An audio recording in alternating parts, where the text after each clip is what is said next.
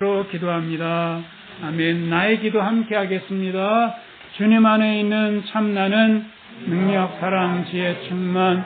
주님 안에 있는 내 삶은 일체 은혜에 감사, 생각에 빠지지 않고 잘 보고 잘 듣습니다.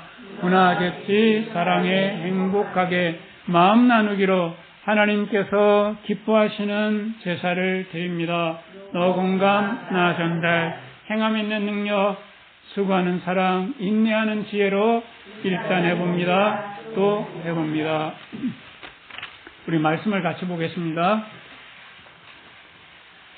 사도행전 22장 11절에서 13절까지 같이 보겠습니다.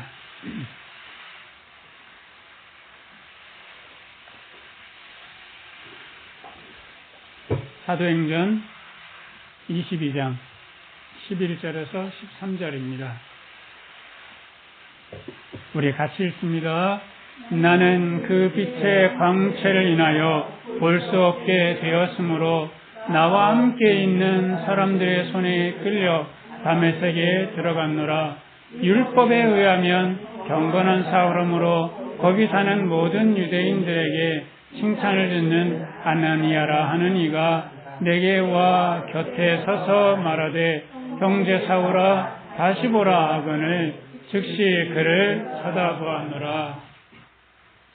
우리나라에 멀쩡한 사람이 갑자기 아프기 시작하는데 어떤 약도 고칠 수 없고 어떤 병원도 고칠 수 없어서 이 무당이 아무래도 니는 좀 신내림을 받아야 되겠다라고 하는 그런 병은 무슨 병이라 합니까? 네. 지금 바울이 신병에 걸린 셈인 거죠.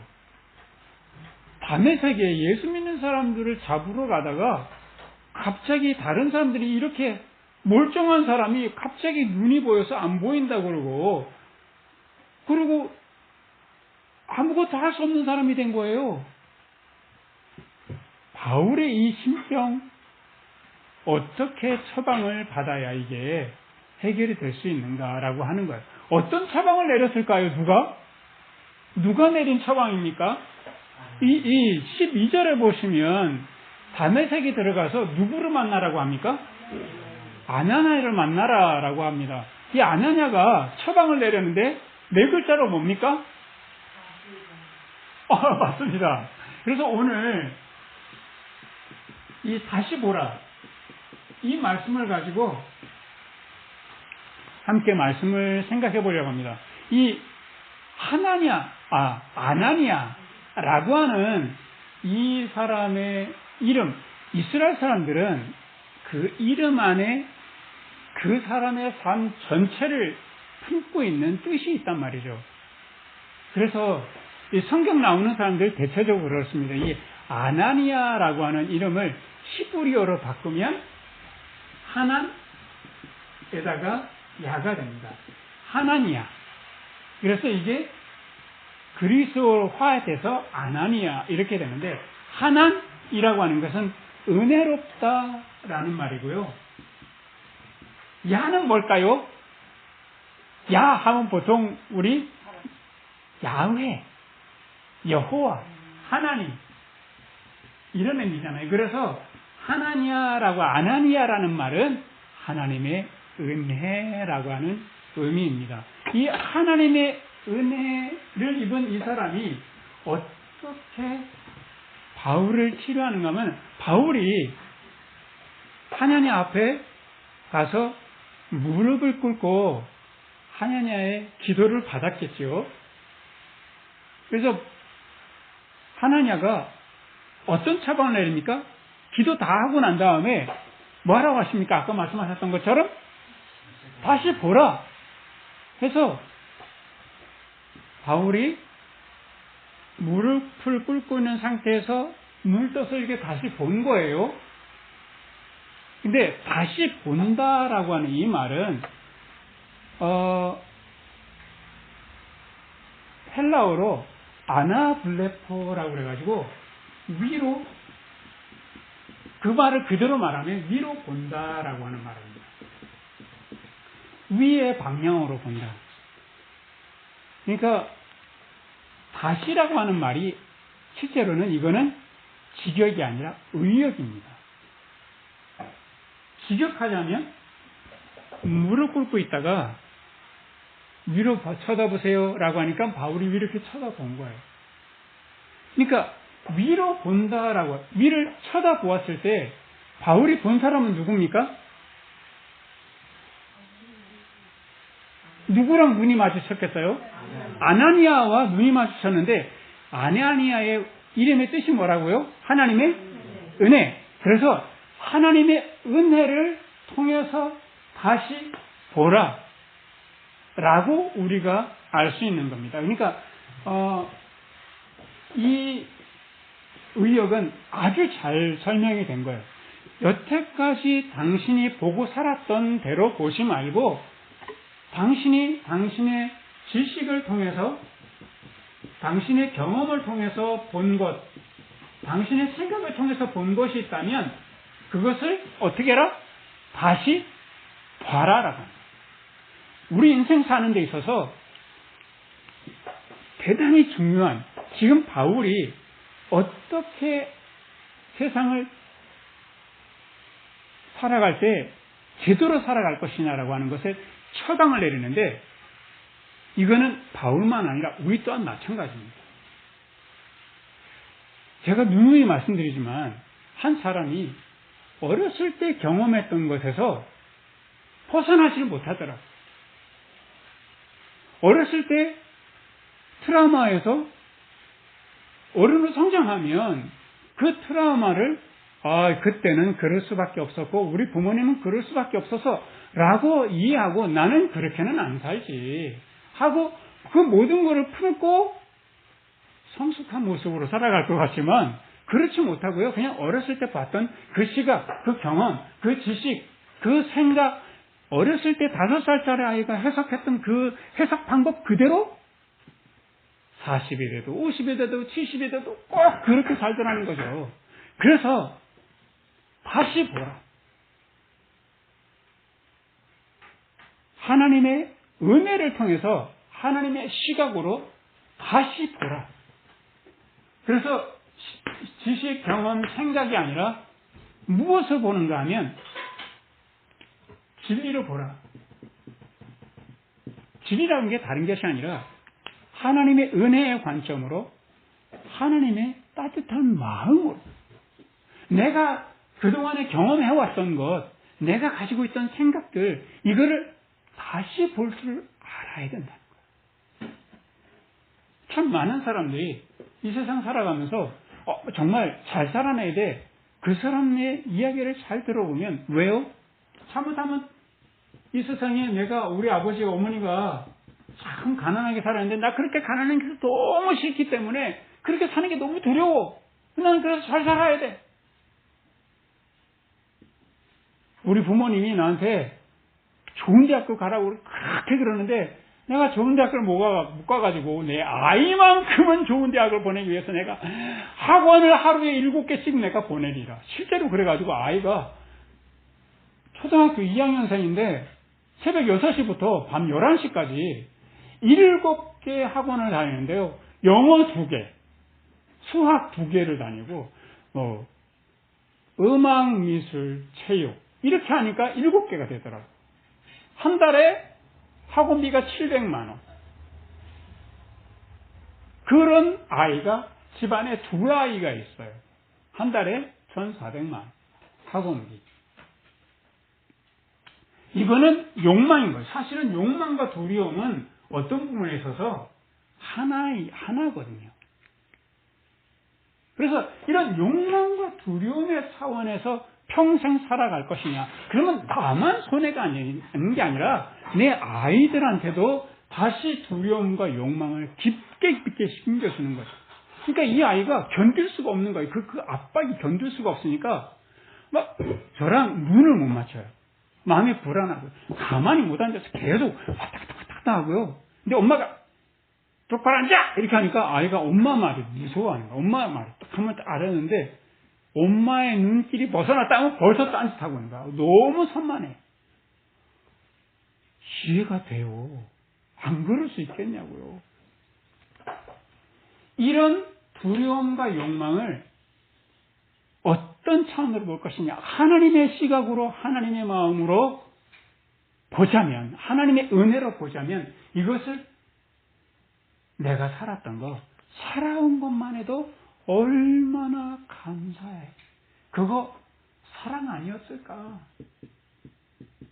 그래서 우리 부모님이 그렇게 힘들게 살아서 나를 키워낸 것만 해도 사랑이었고, 그 어려운 상황 속에서 내가 여기까지 왔던 것만 해도 사랑이었고, 내 아이한테는 정말 자유롭게 너 진짜 하고 싶은 거 해 하고 격려하는 것도 사랑이지. 이렇게 하는 게 얼마나 아름다워요. 근데 그렇지 못하더라는 거죠.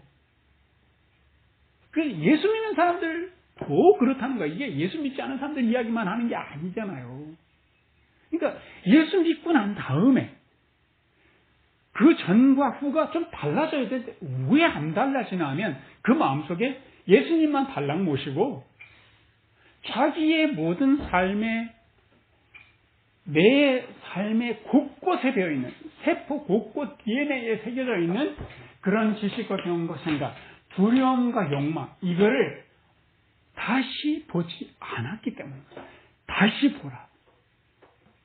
정말 중요한 거예요. 바울이 아나니아를 통해서 위를 보면서 하나님의 은혜로 자기 인생을 다시 보았어요. 그리고 눈이 떴거든요. 그러고 난 다음에 바울은 뭘 했을까요?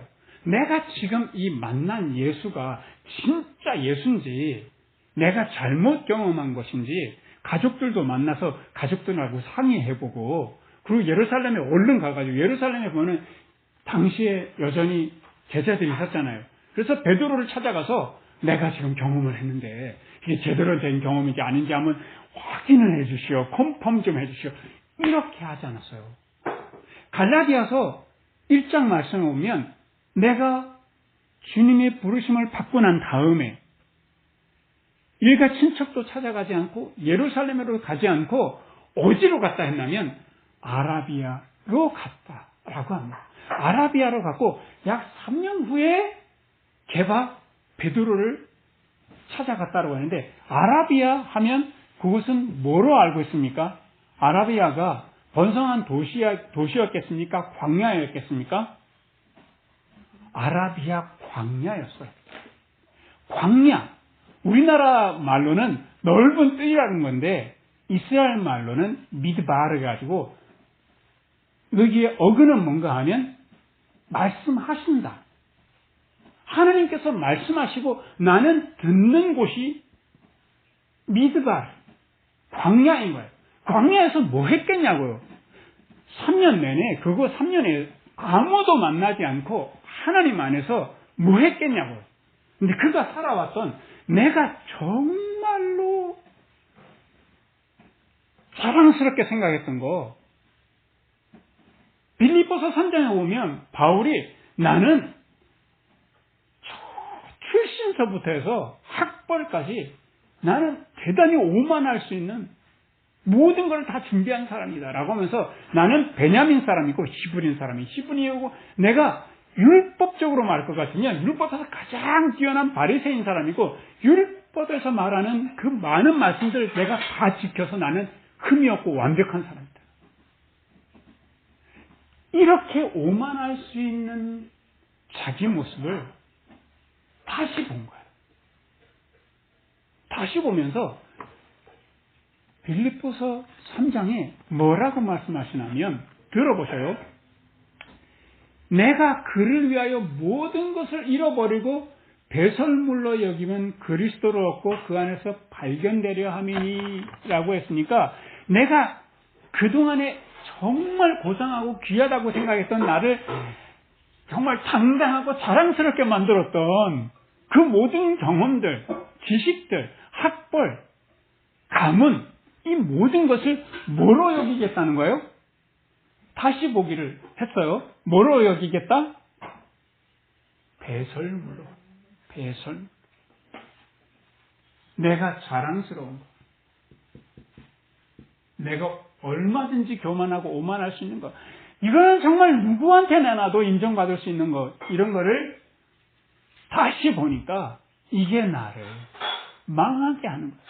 이게 나를 남들을 힘들게 하고 예수 믿는 사람들을 잡아들여서 오게 가두게 하고 죽음에까지 이르게 했던 것이니까 내가 그것을 뭐로 보겠다라고 했는가 하면 이거를 배설물 취급하겠다라고 하는 거예요. 이렇게 보는 게 완전히 인생을 바꾸게 하는 거죠. 다시 보는 거야. 이게 우리 삶에 부정적인 것, 보통 제가 말씀드릴 때 네 가지 손수고비 이야기 말씀 많이 드리잖아요. 이 손수고비를 어떻게 볼 것이냐라고 하는 거예요. 손은 뭡니까? 처음 듣는 것 같이 해주셔서 너무너무 감사합니다. 네. 손해보는 거 있잖아요. 우리 살아가는데 인생에 있어서 손해볼 때 많잖아요. 실패할 때도 있고, 그리고 낙심할 때도 있고, 이랬던 경험을 생각하면서, 나는 다시는 그러지 않을래. 내가 미쳤나봐. 난 절대로 그런 식으로 해서 손해를 안 볼 거야. 이렇게 이를 악물고 살았다면 다시 봐야 된다는 거예요. 바울은 내가 그 모든 것을 배설물로 여기고 그 다음에 그리스도를 얻기 위해서 그 모든 것을 다 버렸다고 했어요. 이 손해보는 거 괜찮다. 손해보는 것이 아니라 내가 여태까지 자랑스럽게 생각했던 거를 내가 다시 보니까 이게 배설물 같아서 내가 다 버렸다. 다 버리면 손해죠. 그 정말 바리새인 먹고 살만한 평생을 존중받으면서 먹고 살만한 직업인데 귀한 직종인데 이거 버리겠다는 거야. 랍비 역할 이것도 버리겠다는 거야. 그거 얼마나 손해예요. 그런데 바울은 뭐라고 했냐면 그 손해본 거 나는 아깝지 않다. 왜냐하면 무엇을 얻었기 때라고 했냐면 이거 그리스도를 얻는 것이다. 손해보았다고 생각하지 않는 거죠. 다시 보는 거야. 우리가 여태까지 내가 그거 정말 손해보는 거여서 다시 보라는 거야. 그리스도의 은혜로. 그래서 한번 잘 보세요. 참 많이 손해보고 힘들었지만 그때 하나님의 은혜로 내가 주님의 은혜를 덧입고 그리스도로 배우는 순간이었다. 라고 하는 걸 알 수 있을 거예요.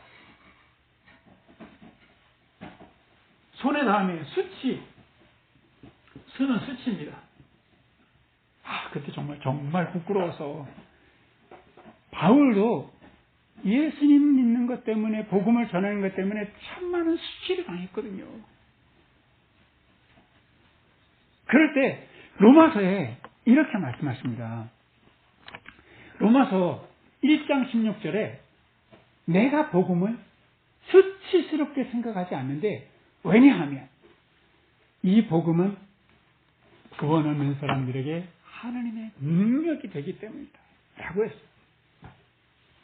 여러분들도 내가 부족해서 수치를 당할 수도 있고 내가 잘했음에도 불구하고 다른 사람이 나를 오해해서 내가 수치를 당할 수 있는데 수치당한 거 생각하면 부끄러워.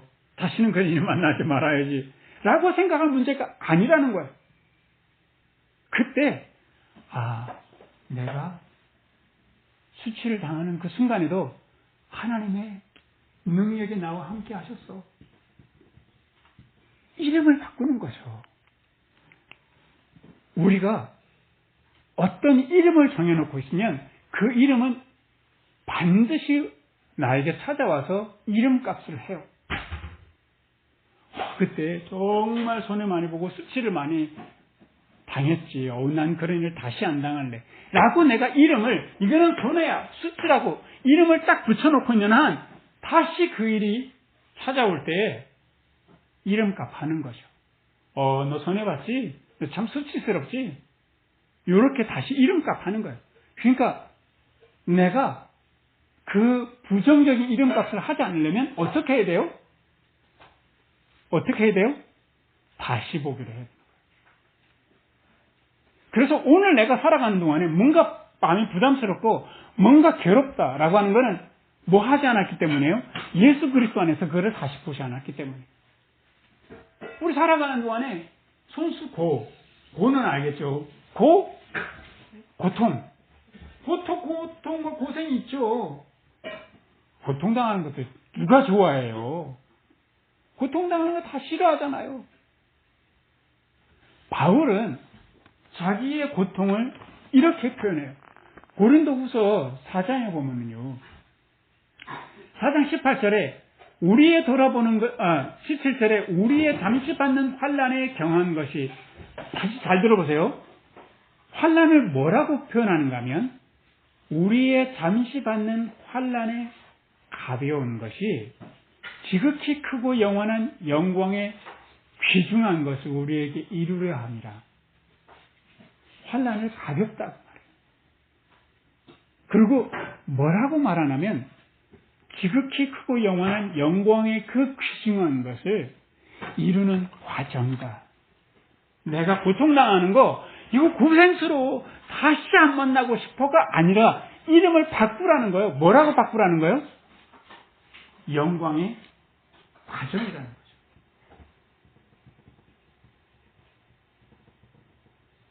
영광의 과정이다. 손수 고비. 우리가 살아가는데 내가 못나서 비난받을 때도 있고 내가 잘했음에도 불구하고 비난받을 때도 있잖아요. 비난받는 거 정말 싫잖아요. 누가 나를 비난했다 그러면 잊을 수가 없잖아요. 왜? 그 사람이 그때 그렇게 비난했는데 어떻게 그럴 수 있을까? 그 장면까지만 너무 또렷하게 기억날까? 비난받은 거는 이게 잘 안 잊어먹어지는데 바울도 참 많이 비난받았던 거죠. 자기가 비난받았던 걸 능력을 받았다라고 표현하는데 그 고린도후서 12장 말씀을 보면 이 말씀이 나옵니다. 12장 10절에 천천히 한번 들어보세요. 이분이 어떻게 이름을 바꾸는지 한번 들어보세요. 내가 그리스도를 위하여 약한 것들과 능력, 비난받은 것과 핍박받는 것을 기뻐하노니 내가 약할 그때 곧 강함이니라.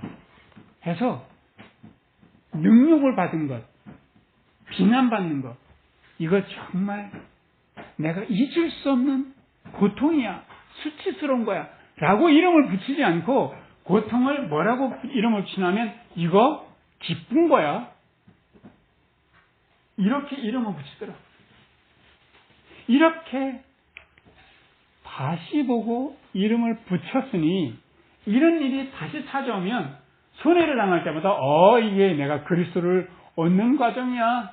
수치를 당할 때마다 하나님의 능력을 지금 나한테 오고 있는 중이야. 고통을 당할 때 이거 지금 영광을 받아가는데 과정이 당연히. 내가 비난받을 때 이것도 기쁜 일이야. 인생이 다른 거죠. 그러면 천국이 따로 있겠어. 이게 천국이죠. 바울이 고통스러웠고 그의 삶이 괴로움이 많았지만 그가 끝까지 달려갈 길을 잘 달려갈 수 있었던 이유가 바른 처방이 있었기 때문인 것이고 아나니아가 하나님의 은혜로 다시 봐라. 그래서 예수님께서 우리 잘 아는 마태복음 11장 말씀대로 수고하고 무거운 짐진 자들아 다 내게로 오라. 내가 너희를 뭐하게 해주리라? 쉬게 해주리라. 내 멍에와 짐은 무겁고 힘든 것이 아니라 뭐하다? 쉽고 가볍다라고 했어요. 그래서 말씀을 마치겠습니다. 우리가 예수님을 만났다면 누구의 시각을 가져야 돼요? 예수님처럼 예수님의 시각을 가져야 돼요. 그래서 주님의 은혜로 우리의 삶을 다시 봄으로 우리가 쉽고 가벼운 은혜로운 아름다운 삶이 되시기를 주님의 이름으로 축원합니다. 우리 같이 기도하겠습니다. 은혜로우신 하나님, 우리는 내 삶에 있었던 여러 가지 경험들, 나의 지식들, 내가 그렇게 어렵게 살아왔던 모든 일들을 다시 보았는지, 아니면 그저 그 일들을 반복하면서 마음에 힘들어하고 고통스러워하며 살아왔는지 우리의 모습을 되짚어 봅니다. 주님, 바울이 아나니아에게 바른 처방을 받아서 자신의 삶을 하나님의 은혜로 다시 볼 수 있었던 것처럼, 그래서 이름을 다시 붙였던 것처럼 우리들도 바울처럼 다시 보고 이름을 다시 붙여서 하나님의 은혜로, 하나님의 사랑으로 살아갈 수 있도록, 그래서 우리의 삶이 수고하고 무거운 삶이 아니라 쉽고 가벼운 삶이 될 수 있도록 주님 인도하여 주시옵소서. 예수님을 믿는 사람답게 예수님의 시각으로 하나님의 마음으로 살아갈 수 있는 우리 모두가 되도록 주님 인도하여 주시옵소서. 예수 그리스도의 이름으로 기도합니다. 아멘. 우리 찬송가 458장 부르면서 신비한 헌금 드리도록 하겠습니다.